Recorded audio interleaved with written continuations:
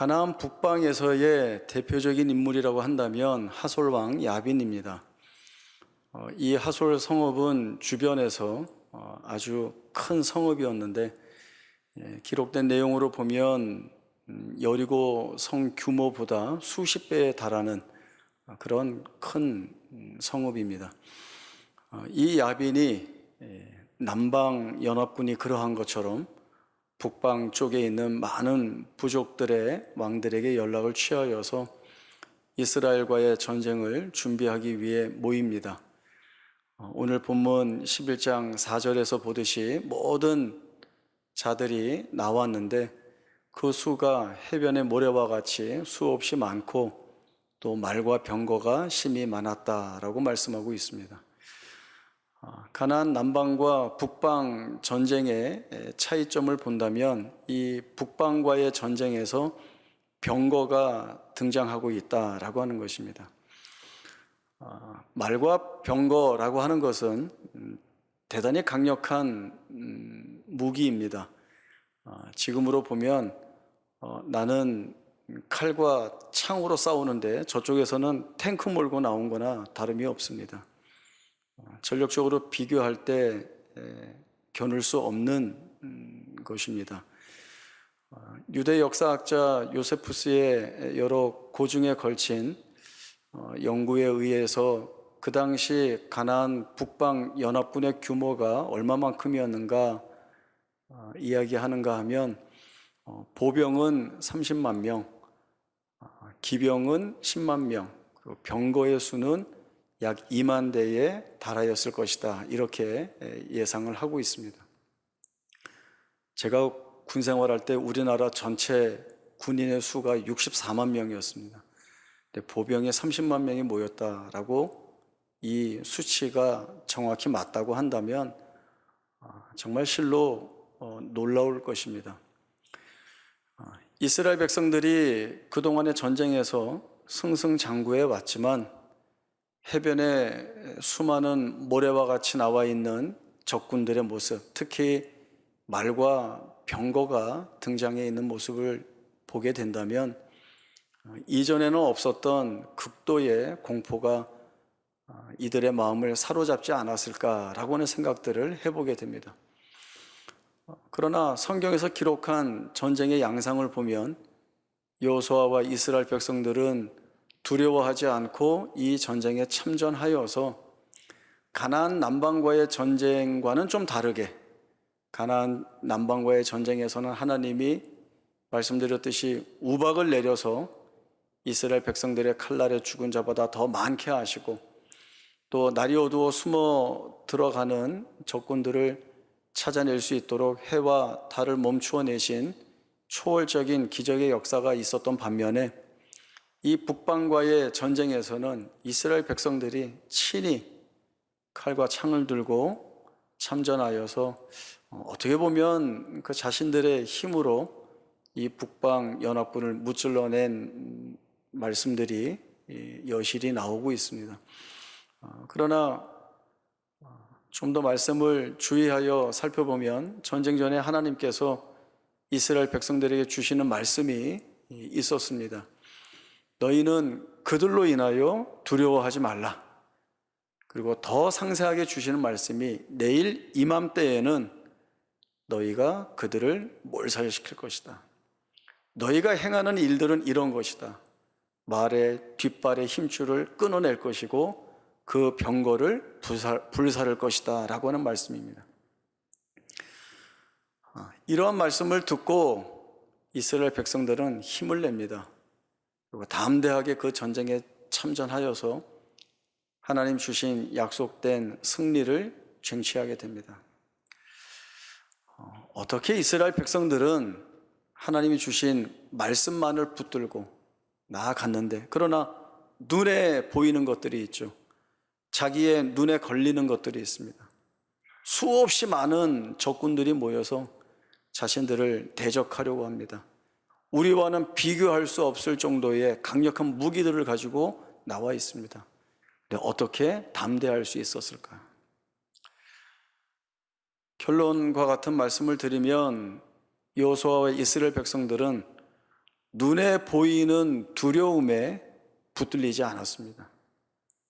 그리고 여호수아와 이스라엘 백성들은 눈에 보이지 않는 하나님의 역사에 자신들을 붙들림 받고 있는 그 자리에 자신들을 세우고 있습니다.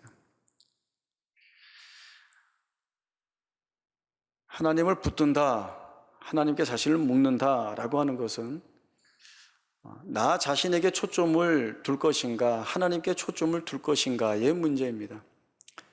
나 자신에게 초점을 둔다라고 한다면 내가 가지고 있는 힘과 능력과 지혜에 의존하는 것입니다. 그런데 내가 가지고 있는 힘과 능력과 지혜로서 풀어낼 수 있는 일이라고 한다면 그것들이 특별하게 어렵지 않겠지만, 그러나 내 힘과 능력과 지혜를 벗어나는 일, 내 힘과 능력과 지혜로 풀 수 없는 일 앞에 서게 되면 절망할 수밖에 없습니다. 왜냐하면 내가 할 수 있는 것이 없는 것을 알기 때문에 그렇습니다. 그러나 하나님께 초점을 맞춘다라고 한다면 내 힘과 능력과 지혜가 아닌 하나님의 힘과 능력과 지혜에 의존하는 것입니다. 그 힘과 능력과 지혜가 무한하시고 완전하신 하나님이 이루실 일이 어떠한 것이고 무엇인지를 알아 그 하나님께 모든 것을 맡김으로 인하여서 자신은 담대할 수 있는 것입니다. 왜냐하면 하나님의 힘이, 하나님의 능력이, 하나님의 지혜가 자신들의 생애 속에서 이루어내시고 만들어내신 것이 무엇인지 이미 보았기 때문에 그렇습니다. 그래서 여호수아와 이스라엘 백성들은 아무리 자신들 눈앞에 수없이 많은 적군들이 진치고 있다 할지라도 두려워하지 않고 나아가서 그들과 전쟁을 벌일 수 있었던 것입니다. 성경은 이것을 믿음 있는 모습이라고 이야기하고 있습니다. 그리고 말씀대로 그렇게 할 수 있었던 것은 하나님께 철저히 자신들의 초점을 맞추고 그 하나님께 묶였기 때문에 그렇습니다. 예수님의 생애, 삶 속에서도 이러한 부분들을 저희들이 확인할 수 있습니다. 마태복음 4장 1절에서 11절까지의 말씀 찾아보겠습니다. 마태복음 4장 1절에서 11절까지의 말씀 보겠습니다. 그때 예수께서 성령에게 이끌리어 마귀에게 시험을 받으러 광야로 가서 40일을 밤낮으로 금식하신 후에 줄이신지라. 시험하는 자가 예수께 나와서 이르되 내가 만일 하나님의 아들이어든 명하여 이 돌들로 떡덩이가 되게 하라.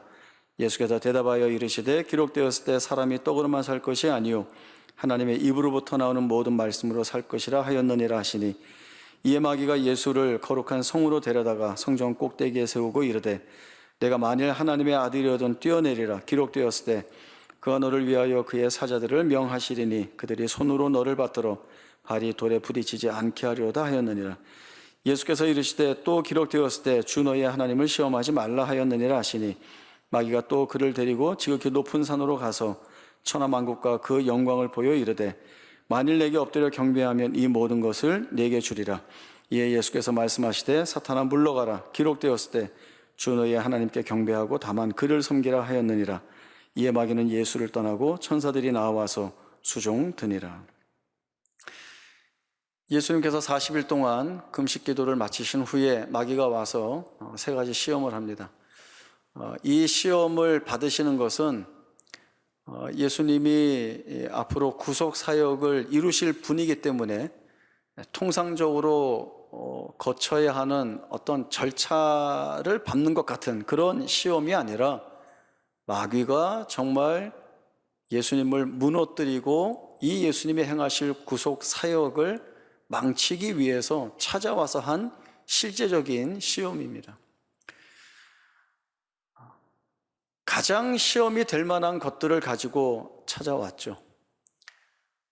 가장 줄이셨을 때에 그 육신의 필요가 있는 이 돌들로 명하여 떡덩이가 되게 하라는 시험, 또 많은 사람들 앞에 너가 하나님의 아들임을 증명할 수 있는, 그리고 그 증명을 통하여 영광을 받을 수 있는 성전 꼭대기에서 뛰어내리라는 시험을 합니다.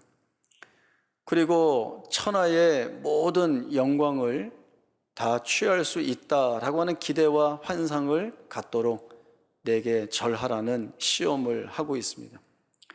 이 마귀가 반복하여 하는 말이 있습니다. 내가 만일 하나님의 아들이거든 이라고 하는 것이죠. 이것은 예수님이 지니고 있는 그 인간성의 가장 연약할 수 있는 부분을 건드리고 있는 겁니다. 거기를 공격하고 있는 겁니다. 그런데 예수님이 이 시험을 어떻게 이겨내시는가 하면 인간의 항변이 아닌 하나님의 말씀을 가지고 이 시험을 이겨냅니다. 그래서 예수님도 반복하여 주시는 말씀이 있습니다. 기록하였으되, 이 말씀을 3번이나 하시죠. 기록하였으되 사람이 떡으로만 사는 것이 아니요 하나님의 입에서 나오는 모든 말씀으로 살 것이니라. 기록하였으되 주 너의 하나님을 시험하지 말라. 기록하였으되 다만 그만 경배하고 섬기라는 말씀으로 모든 시험을 이겨내십니다. 예수님은 성부 하나님의 구속의 목적과 그 뜻을 알기에 철저히 성부 하나님 앞에 자신을 내려놓고 순종하시고 있습니다. 그리고 성부 하나님이 가게 하시는 그 십자가의 길이 어떠한 승리와 영광을 만들어내는가를 알기 때문에 수치와 멸시와 고통과 죽음을 견디어내면서 그 십자가를 지고 가시는 길에 자신의 모든 것들을 내어 맡기고 있습니다. 하나님이 이루어내실 것들을 아시기에 그 십자가 위에서 다 이루었다라고 하는 말씀을 주심으로 인하여서 십자가가 결코 멸시와 수치와 죽음으로만 끝나는 것이 아닌 생명과 구원과 영광의 자리인 것을 분명하게 보여주셨습니다. 십자가가 우리에게 확인시켜 주시는 내용이 바로 이것입니다. 우리가 고통스럽게 처해 있는 모든 조건 속에서도 그 조건에 얽매이지 않고 십자가가 나아가는 그 길을 쫓을 때에 하나님은 우리에게 말할 수 없는 승리와 영광을 주신다라고 하는 것이 십자가의 길이고 십자가의 능력이 되는 것입니다. 이 십자가를 붙들고 나아가는 자에게는 약속하신 이 승리가 결코 헛되지 않게 모두 다 주어진다는 것을 주님의 생애를 통하여 또 주님의 구원 사역을 통하여 십자가를 통하여 우리에게 알려주시고 있습니다.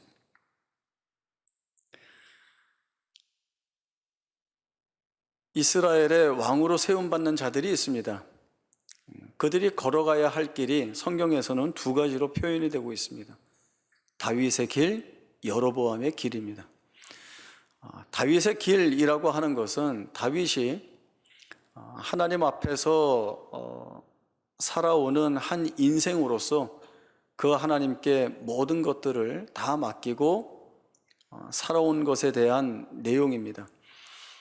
다윗은 자기에게 왕이 될 만한 자격이 있거나 실력이 있거나 능력이 있어서 왕이 된 것이 아니라 하나님이 세우셨다는 것을 잘 알고 있는 사람입니다.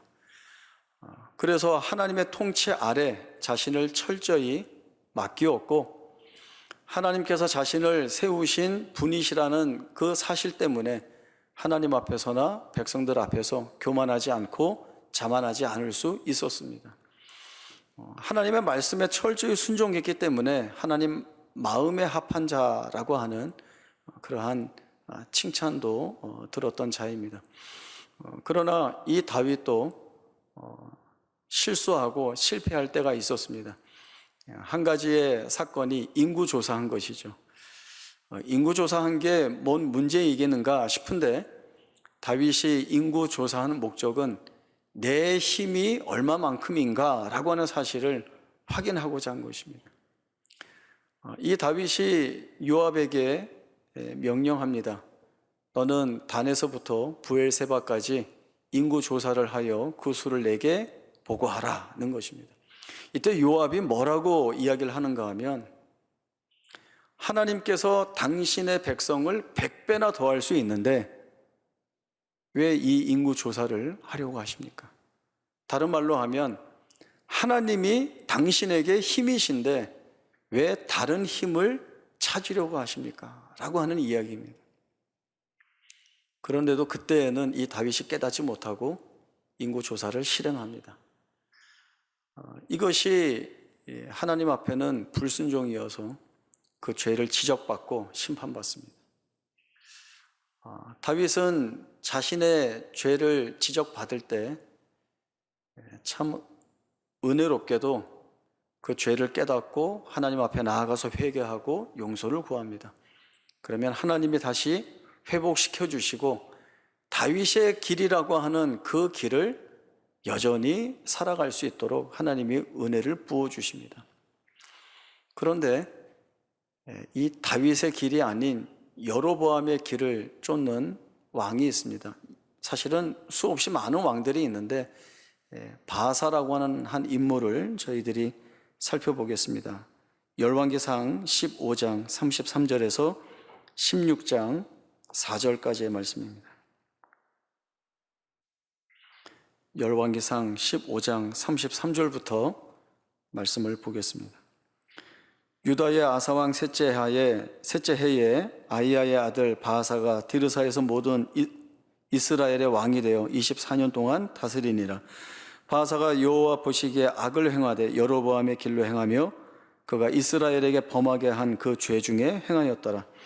여호와의 말씀이 하나니의 아들 예후에게 임하여 바아사를 꾸짖어 이르시되 내가 너를 티끌에서 들어 내 백성 이스라엘 위에 주권자가 되게 하였거늘 내가 여로보암의 길로 행하며 내 백성 이스라엘에게 범죄하게 하여 그들의 죄로 나를 노엽게 하였은즉 내가 너 바아사의 내 집을 쓸어버려 내 집이 느밧의 아들 여로보암의 집같이 되게 하리니 바아사에게 속한 자가 성읍에서 죽은즉 개가 먹고 그에게 속한 자가 들에서 죽은즉 공중의 새가 먹으리라 하셨더라. 여로보암의 길이라고 하는 것은 이 대표적으로 여로보암이 행한 악한 것을 표현하는 말씀입니다. 여로보암도 하나님께 택함을 받아서 하나님께 세우신 왕입니다. 그렇다면 그는 다윗의 길을 가야 했습니다. 그러나 이 여로보암은 하나님의 은혜를 헛되이 버리고 자기의 힘과 능력과 지혜를 믿고 자기의 길을 가게 됩니다. 그것이 왕으로 세워주신 하나님께는 완전한 반역의 길이 되고 그것이 죄가 되어 그와 그 온 집안이 진멸의 심판을 받게 됩니다. 이 다윗과 여로보암 이후의 모든 왕들은 선택할 수가 있습니다. 다윗의 길을 갈 것인가 여로보암의 길을 갈 것인가. 그런데 이 바아사는 오늘 그 열왕기상 16장에서 말씀하듯이 내가 너를 티끌에서 세워 이스라엘 위에 주권자로 삼았다라고 하는 이 하나님의 통치를 거부합니다. 그리고 하나님 없이 자기의 힘으로 살아가고자 하는 반역의 모습을 보이게 됩니다. 예후가 예언하는 대로 이 여로보암의 길을 쫓았던 바아사도 그와 그 온 집안이 시므리에 의해서 진멸당하는 심판을 겪게 됩니다.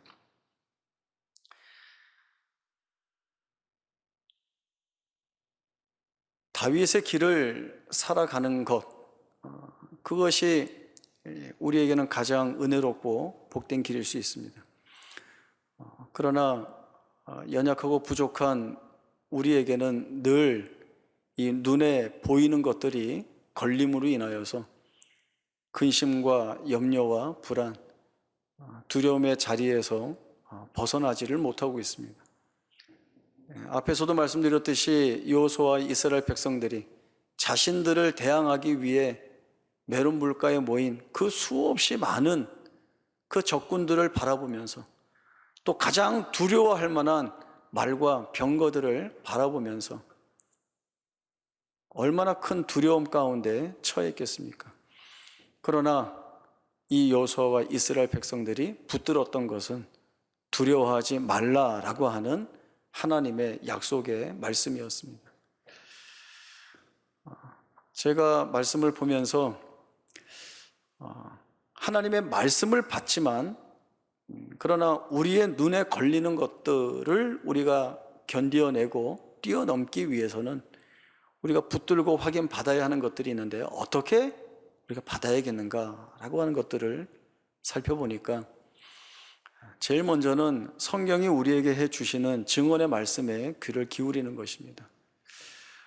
성경 속에서 드러나는 인물들, 또 이스라엘이라고 하는 이들을 통하여서 하나님이 어떤 역사들을 보여주셨는가, 그 역사는 그들에게만 해당되는 역사가 아니라 우리 안에서도 동일하게 역사하시는 하나님의 역사로 충분히 드러날 수 있다라고 하는 것들을 보게 하시는 것입니다. 광야 40년의 세월 속에서도 만나와 생수를 먹고 마시게 하시고 구름기둥과 불기둥으로 인도하신 하나님, 모든 전쟁에서 내가 함께하니 두려워하지 말라라고 하는 말씀을 주시고 그 주신 말씀대로 승리하게 하시는 하나님의 역사가 있었다라고 하는 것들을 성경의 증언을 통하여서 우리가 듣게 됩니다. 또 하나는 우리의 삶 속에서 그렇게 역사하셨던 경험들을 우리가 돌아보는 것입니다. 하나님의 은혜의 역사가 얼마나 많은지 모릅니다. 우리가 찾아내지 못하고 우리가 보지 못하고 우리가 놓치는 것 때문이지 사실은 모든 곳곳에 주의 은혜의 역사의 흔적들이 사실 우리에게는 많이 있습니다. 그리고 하나님께서 필요할 때에, 보게 하실 때에, 깨닫게 할 때에 그 은혜의 내용들을 보게 하심으로 인하여서 지금을 견디게 하시고 그리고 앞으로도 견디어 나갈 수 있는 힘과 여력들을 우리 생애 자체를 돌아보면서 확인받게 하십니다. 또 하나는 우리와 함께하는 성도들의 삶을 통하여 저희들이 확인받는 것들이 있습니다. 저희가 제3자의 입장에서 우리 성도들의 삶을 돌아볼 때에 하나님이 그에게 부어주시는, 간섭하시는 은혜가 무엇인지, 하나님이 풀어가시는 일들이 무엇인지를 보게 하심으로 인하여서 내 자신이 또 은혜를 입는 힘을 얻게 되는 그러한 일들을 하게 하시는 겁니다. 이런 내용들을 통해서 우리가 담대한 자리로 이끌림을 받고 있습니다. 인도함을 받고 있습니다. 하나님이 얼마나 크게 일하고 계시는지, 눈에 보이는 것들보다 더 크게 일하시는 하나님의 놀라우신 은혜의 역사가 우리에게 있다라고 하는 사실들을 보게 하셔서 눈에 보이는 것에 걸리지 않도록, 그리고 우리로 하여금 눈에 보이지 않는 하나님을 붙들어 나아갈 수 있는 그 자리로 이끄시고 있습니다. 하나님은 우리의 실수와 실패, 우리가 아니라고 하는 낙심과 좌절과 절망을 다 사용하시더라도 하나님께서 이루실 그 영광을 결코 포기하지 아니하시고 우리의 생애 가운데에서 이루어내십니다. 그것이 여호수아와 이스라엘 백성들이 모든 전쟁마다 확인하는 내용이었습니다. 그렇기 때문에 하나님이 주신 말씀대로 담대하게 나아가서 싸울 수 있었고, 그 말씀 붙들고 담대히 나아가서 싸웠더니 승리하였다라고 하는 것이 하나님께서 주시는 선물과 같은 영광으로 받아 누릴 수 있었던 것입니다. 우리도 다르지 않습니다. 우리의 눈에 걸리는 것들 얼마나 많습니까? 사실 우리의 눈에 걸리는 것들은 마귀의 시험처럼 우리를 충분히 무너뜨릴 수 있는 것들입니다. 그러나 우리에게는 하나님의 말씀이 주어져 있습니다. 이 말씀을 통하여서 약속된 승리가 우리에게 이미 가득 채워져 있습니다. 이 승리의 여정을 가도록 하나님이 우리를 담대한 믿음 있는 자리로 나오라고 불러내시고 있고 또 나올 수 있도록 격려해 주시고 있습니다. 이 소망이 우리에게 있음을 알아서 우리 모두가 함께 이 길로 나아가야 할 것이고, 그리고 서로가 서로에게 드러난 하나님의 은혜, 이 승리를 바라보면서 하나님은 과연 우리에게 은혜 주시고 계시다, 하나님의 과연 우리에게 영광 주시는 하나님이시다라고 하는 것을 한 목소리로 고백해야 할 것입니다. 이 담대한 고백과 깊은 찬송이 끊이지 않고 우리의 생애 가운데에서 드러나는 기도이기를 바랍니다.